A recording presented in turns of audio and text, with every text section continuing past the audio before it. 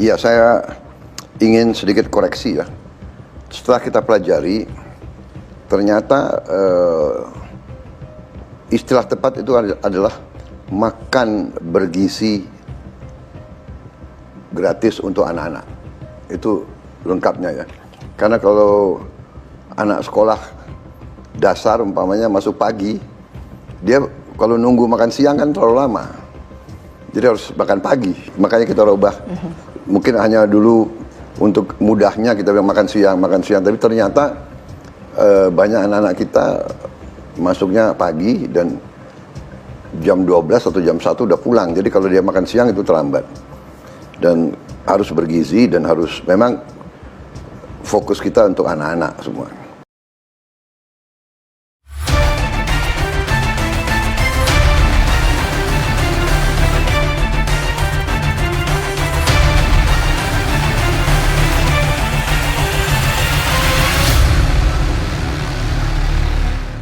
Bismillahirrahmanirrahim. Assalamualaikum warahmatullahi wabarakatuh. Alhamdulillahirrabbilalamin. Allahumma salli ala sayyidina Muhammad wa ala ali sayyidina Muhammad. Sahabat-sahabat Blog Soto Channel, semoga terus dalam keadaan sehat walafiat dan terus dalam lindungan Tuhan Yang Maha Esa. Balik lagi di Blog Soto Channel dalam obrolan berita-berita populer. Kali ini kita akan mengobrolkan suatu program yang belum saya dilaksanakan, belum saya dijalankan, tetapi kemudian namanya sudah langsung diubah. Ya, tentu saja sahabat-sahabat semua sudah mengetahui adalah program makan siang gratis yang dicanangkan oleh Presiden dan Wakil Presiden terpilih Prabowo Gibran dalam kontestasi Pilpres di tahun 2024. Bukan tanpa alasan, Prabowo menyadari bahwa banyak anak sekolah yang masuk pada pagi hari dan pulang siang hari. Maka jika makan siang gratis ini dilakukan siang hari, dirasa akan sia-sia karena anak-anak sekolah sudah pulang. Tetapi kemudian banyak orang juga yang menganggap bahwa ini adalah salah satu bentuk kelakar lagi, karena memang sebenarnya yang Prabowo Gibran beserta timnya sadari adalah tentang sulit memang untuk merealisasi program makan siang gratis sebagaimana hal-hal yang sudah dikritik, dipertanyakan oleh berbagai macam pakar dan akademisi menilai program makan siang gratis atau program makan bergizi gratis yang dicanangkan oleh pasangan Prabowo Gibran ketika masa kampanye dalam kontestasi Pilpres 2024. Orang-orang mengatakan bahwa kalau makan siang gratis itu sulit akan dilaksanakan karena hampir setiap siang hal ini harus direalisasikan. Sementara kalau makan bergizi gratis, pelaksanaannya boleh kapan saja karena di situ tidak ada memberikan keterangan waktu tertentu. Nah, kalau kalian nih sahabat-sahabat semua, seperti apa komentarnya? Apakah betul ini adalah kembali lagi satu kelakar dari para politikus kita yang memang dalam melakukan janji-janji kampanye yang terpenting bagi mereka adalah bagaimana program visi misi ataupun janji-janji kampanye lainnya lebih berefek pada peningkatan hasil suara yang mereka peroleh dan mengesampingkan bagaimana mereka merealisasikan program visi, misi, serta janji-janji kampanye lainnya.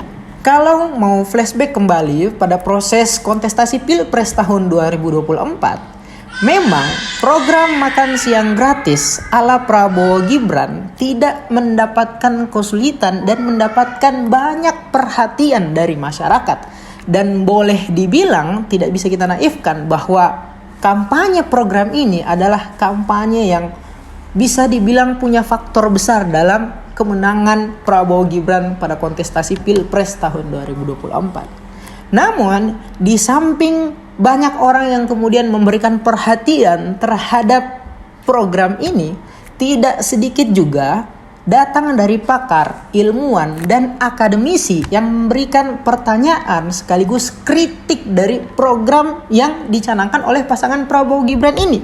Dimulai dengan mempertanyakan dari mana anggaran dari program tersebut. Apakah akan menyerap anggaran-anggaran yang bersifat hak-hak dari setiap masyarakat Indonesia? Dari mana sumber bahan dari program tersebut? Apakah akan kembali negara kita mengambil kebijakan mengimpor dari luar negara Indonesia. Seperti apa detail pelaksanaan konsep dari program makan siang gratis, yang memang sampai saat ini program makan siang atau bergizi gratis ala Prabowo Gibran tidak pernah kita mendengar secara tuntas, paling tidak mengenai ketiga pertanyaan tersebut. Justru semakin kemari kita disuguhkan dengan intrik-intrik yang seakan-akan memang makan siang gratis atau makan bergizi gratis ala Prabowo Gibran ini hanya sekedar pemanis untuk masyarakat dalam mendengarkan janji-janji kampanye dari para politikus kita. Contoh misalkan, baru beberapa bulan yang lalu ternyata Pak Prabowo mengunjungi negara Cina dan melihat seperti apa mekanisme pelaksanaan makan siang gratis di negara tersebut. Baru-baru ini juga bahkan anggota DPR kita melakukan studi banding, studi tour ke Swedia untuk mengetahui seperti apa pelaksanaan kembali lagi makan siang gratis ini. Dan beberapa bulan juga sebelumnya kita kan sempat dikagetkan yang ternyata realisasi dari program makan siang gratis ini justru akan tercapai ketika masa periodisasi kepemimpinan Prabowo Gibran akan berakhir. Luar biasa nih sahabat-sahabat semua ya. Pantas saja ketika Pak Prabowo di dalam salah satu channel YouTube tertentu mengatakan ada perubahan nama dari program tersebut, orang-orang langsung mengomentari dengan sinis karena ya ini adalah hanya salah satu bagian dari bagian banyak lainnya berkelakar untuk menormalisasi bahwa program tersebut sulit dijalankan. Luar biasa ya. Selain itu sahabat-sahabat semua, memang kalau mau mengulik tentang program ini, tidak hanya ketiga pertanyaan yang ditanyakan atau dikritik oleh para ilmuwan, akademisi, pakar, dan orang-orang lainnya tentang program ini, tetapi tentang visi dari program tersebut. Misal, program ini diharapkan pada akhirnya adalah untuk meningkatkan kecerdasan masyarakat Indonesia dengan pemenuhan hal-hal mendasar. Contoh misalnya gizi, ya. Nah, gizi ini didapatkan dari makanan yang sehat, makanan yang baik kepada anak atau generasi-generasi Indonesia ke depannya.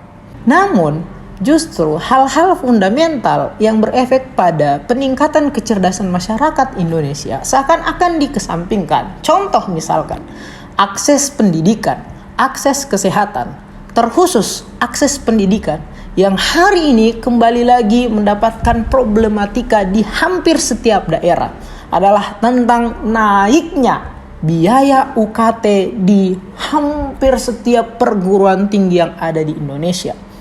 Mahasiswa turun ke jalan, bahkan hal tersebut diperparah dengan komentar pendidikan tinggi bersifat kebutuhan tersier.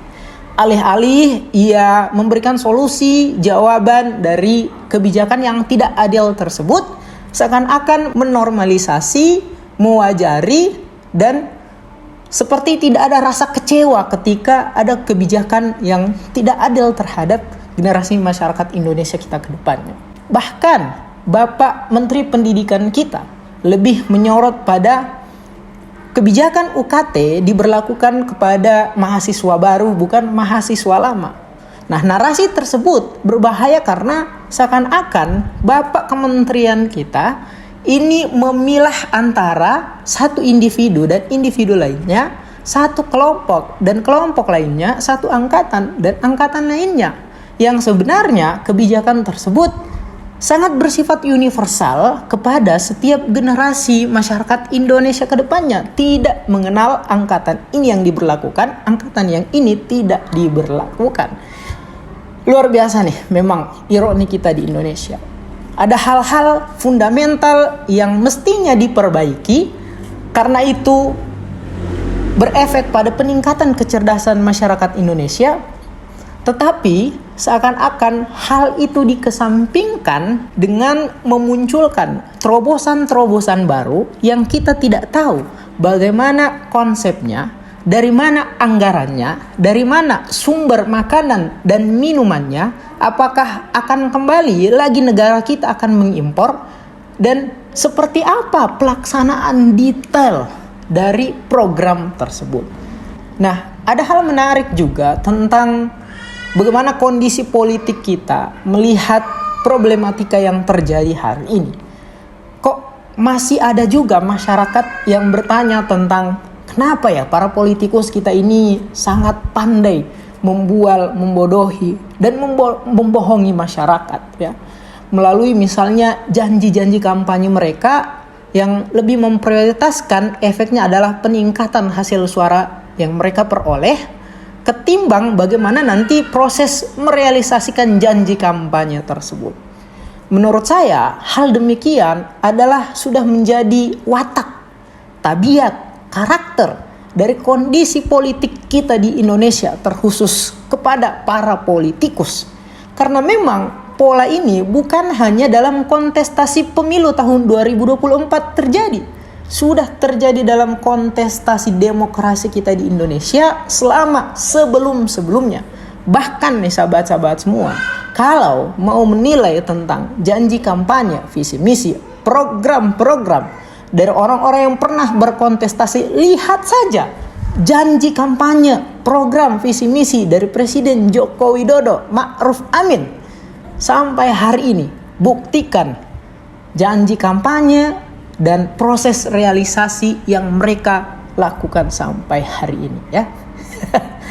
Nah, artinya saya ingin bilang adalah sudahlah untuk mengharapkan adanya perubahan yang baik, perubahan karakter, watak serta tabiat dari para politikus kita tentang bagaimana mereka bisa mengedepankan kejujuran dalam memberikan janji-janji kampanye tersebut.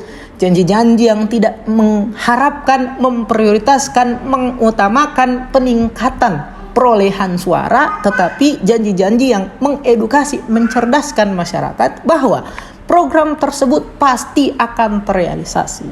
Nah, yang kedua yang bisa kita challenge, kita ubah adalah tentang bagaimana masyarakat tidak mudah dibodohi, tidak mudah dibual, tidak mudah dibohongi oleh para politikus yang hanya pintar memberikan janji tetapi kemudian tidak paham bagaimana mereka bisa merealisasikan program tersebut, sebagaimana program makan siang gratis yang sampai hari ini belum menjawab pertanyaan-pertanyaan dari para ilmuwan, pakar, akademisi, dan kelompok sipil lainnya ya.